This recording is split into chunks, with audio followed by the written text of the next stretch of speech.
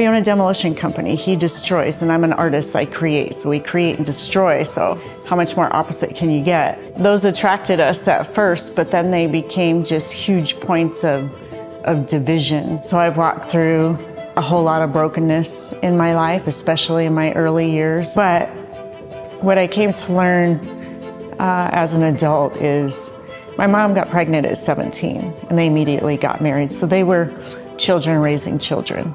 A lot like our story, children raising children. I grew up feeling like I needed to keep men at arm's length and not trusting men, not having a lot of positive, healthy male role models. That's where I was pretty much when I met Richard. We went to high school together. I grew up the youngest of 3 boys, got into a lot of trouble, a lot of mischief. I would tell you that I was a very devious child. Lucy and I started dating our senior year of high school, and about a week or two before I graduated high school, my dad basically told me that I had about 2 weeks to figure out where I was going to live. Got up, got in my car, and joined the Army that day. We got married at 19. At 19. We've now been married 34 years. 34 years.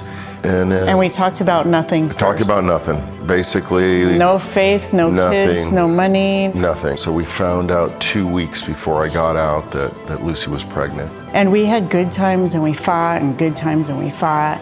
And then he came home one day, told me he didn't love me anymore and was leaving. In that moment when he was out the door and I had this baby, I just knew where I had to go. I ran to his parents. I said, take me to church.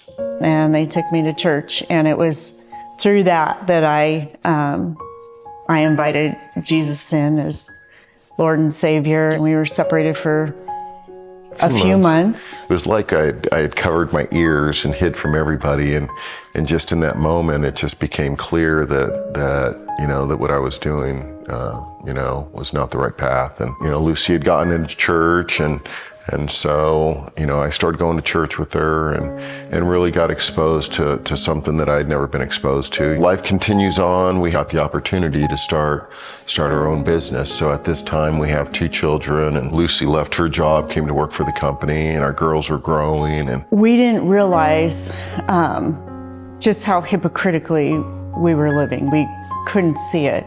We believed and had faith and went to church.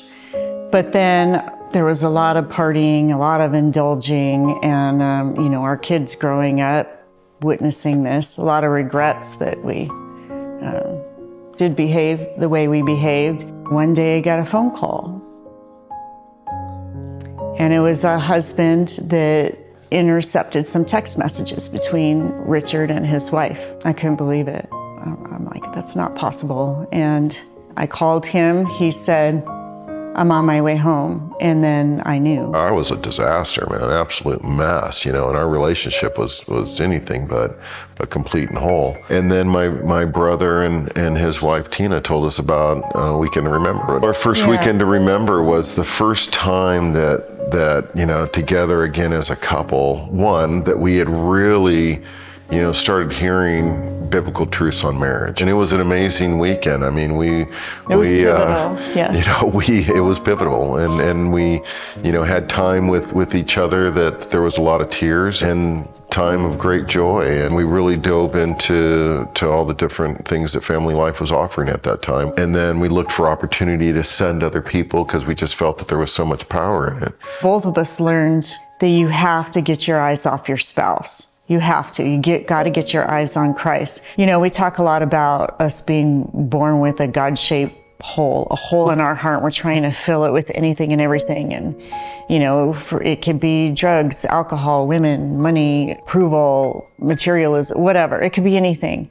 But what I had to learn was I was trying to fill that hole with my husband. I had to learn that only God can fill that hole. Only God can meet all my needs. I'm going to stand in faith and I'm going to do it God's way. I'm going to fight for my marriage. But I also had to realize and recognize that Jesus is my number one and he's going to take care of me no matter what.